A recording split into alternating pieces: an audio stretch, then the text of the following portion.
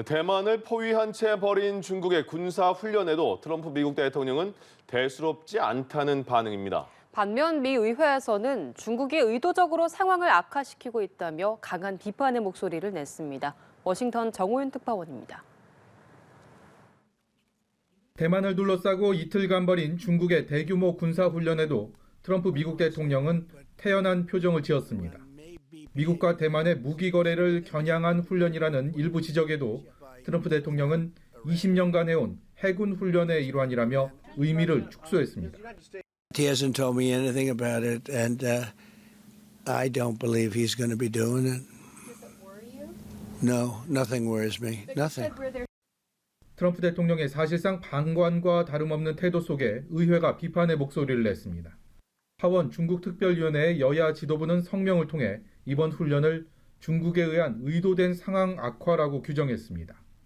또 대만과 주변의 민주주의 국가들을 위협하고 인도태평양 전역의 평화와 안정을 악화하려는 취지라고 밝혔습니다. 중국 공산당이 공세와 위협을 통해 지역의 질서를 재편하려 하지만 미국은 대만을 비롯한 다른 파트너 국가들과 계속 협력할 거라고 덧붙였습니다. 의회의 이 같은 강경한 입장과는 달리 트럼프 대통령은 최근 중일 갈등과 이번 중국군의 군사훈련까지 중국에 유독 관대한 태도를 보이고 있습니다. 무역전쟁으로 출혈을 거듭한 끝에 중국과 암묵적 휴전을 택한 상황에서 당분간은 안정적인 현상 관리에 집중하겠다는 속내로 풀이됩니다. 중국도 미국을 자극하지 않는 선에서 동북아 안보 지형을 재편하고 패권을 다지는 데 주력할 것으로 전망됩니다. 새해에도 미중 관계엔 난기류가 가득하다는 평가가 많습니다. 그럼에도 트럼프 대통령의 대중국 관리 모드는 내년 4월 방중 때까지는 이어질 공산이 크다는 관측이 나옵니다. 워싱턴에서 연합뉴스TV 정호윤입니다. 중국군의 대만 포위 훈련이 이틀째 진행됐습니다. 중국군이 실사격 훈련에 나서면서 대규모 항공편 결항 사태도 발생을 했는데요. 도널드 트럼프 미국 대통령은 이번 훈련의 심각성을 낮게 평가해 긴장을 더욱 고조시키고 있습니다. 베이징에서 배삼진 특파원입니다.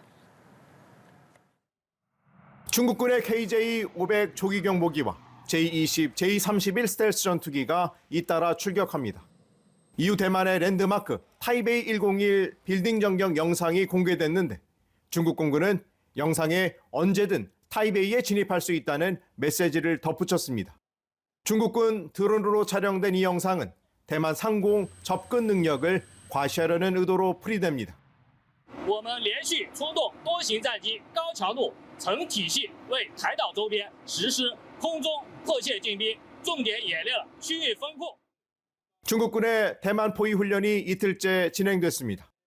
해군 함정과 전폭기, 로켓군 전력이 동원된 가운데 대만 인근 5개 구역에서 실사격 훈련이 이루어졌습니다. 중국군은 경고 태거, 모의 타격, 대공격과 방공 대잠 훈련을 통해 해공군 협동 봉쇄 능력을 점검했다고 밝혔습니다. 이번 훈련 여파로 30일 하루 동안 항공편 850편이 결항되거나 지연되며 승객 10만 명이 영향을 받았습니다. 중국은 훈련 구역을 대만의 시베리 영해 인근까지 확장하며 압박 수위를 끌어올렸습니다. 靠买什么武器、抱什么大腿、耍什么花招，都只能是掩耳盗铃、自欺欺人，阻挡不了祖国终将统一，也必将统一的历史大势。 대만 국방부는 훈련에서 실제 전투로 전환되는 속도가 빨라지고 있다고 진단하며 현장 부대별로 위협 수준에 따라 대응에 나섰다고 밝혔습니다. 이런 가운데 트럼프 미국 대통령은 중국군 훈련을 통상적인 해상 훈련으로 규정하며 침공 가능성을 낮게 평가해 대만 해협 정세를 가늠하는 또 하나의 변수로 떠오르고 있습니다. 베이징에서 연합뉴스TV 배삼진입니다. 중국 외교사령탑이 미국과의 협력 중요성을 강조하면서도 대만에 무기를 판매한 것에는 강하게 대응해야 한다는 입장을 재확인했습니다. 왕이 중국 외교부장은 현지 시간으로 30일 베이징에서 열린 외교 심포지엄에서 대만 독립 세력의 끊임없는 도발과 대만을 상대로 한 미국의 대규모 무기 판매에 단호하게 반대를 하고 강력하게 반격해야 한다고 밝혔습니다. 다만 중국과 미국이 협력하면 모두에 이롭고 싸우면 모두가 다친다면서 올바르게 공존하는 길을 탐색해야 한다고 덧붙였습니다. 왕이 외교부장은 관계가 경색된 일본을 향해서는 군국주의의 잔재가 고개 들지 않도록 고도로 경계해야 한다며 비난을 이어갔습니다. 중국군이 8개월 만에 대만을 다시 포위하는 대규모 군사 훈련에 들어갔습니다.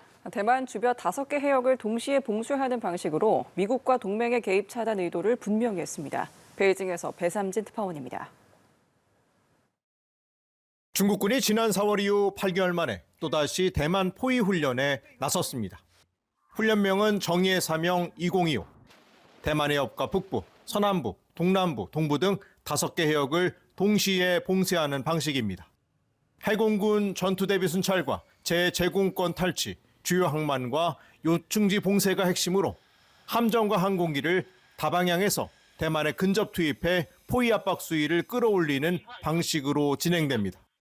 대만 문제를 두고 중국과 일본 간 갈등 국면이 이어지는 상황에서 미국이 역대 최대 규모의 무기를 대만에 판매한 것에 대한 경고 성격이란 평가입니다. 这是对台独分裂势力和外部干涉势力的严重警告，是捍卫国家主权、维护国家统一的正当必要行动。 이번 훈련은 봉쇄 구역을 더 세분화하고 차단 능력을 강화한 것이 특징입니다. 과거와 달리 대만 동부 해역까지 포함해 외부 전력 접근을 차단하는 구도를 명확히 했습니다. 에너지와 물자의 대부분을 수입에 의존하는 대만의 해상 생명선을 겨냥한 훈련이란 분석입니다. 同时呢，这样一个代号的变化，也反映了我军这些年越来越向实战化的这样一个能力的强大的能力的方向发展。 미국 국방부는 앞서 중국군이 2027년까지 대만에 대한 전략적인 결정적 승리 역량 확보를 목표로 훈련을 통해 점검하고 있다고 평가했습니다. 상륙전과 하력전, 해상봉쇄 등 중국의 무력 병합 시나리오가 고도화되는 가운데 미중 전략 경쟁이 대만 해협의 군사적 긴장을 한층 끌어올리고 있다는 분석입니다. 베이징에서 남뉴스TV 배삼진입니다. 도널드 트럼프 미국 대통령이 한국의 핵 추진 잠수함 보유를 승인한 뒤 일본도 핵 잠수함 도입에 의욕을 보이고 있습니다. 다카이치 사나이 총리가 취임 후 처음으로 핵 잠수함 도입 가능성을 시사한 겁니다. 장효인 기자가 보도합니다. 다카이치 총리가 일본도 핵 잠수함을 도입할 수 있다는 뜻을 내비쳤습니다.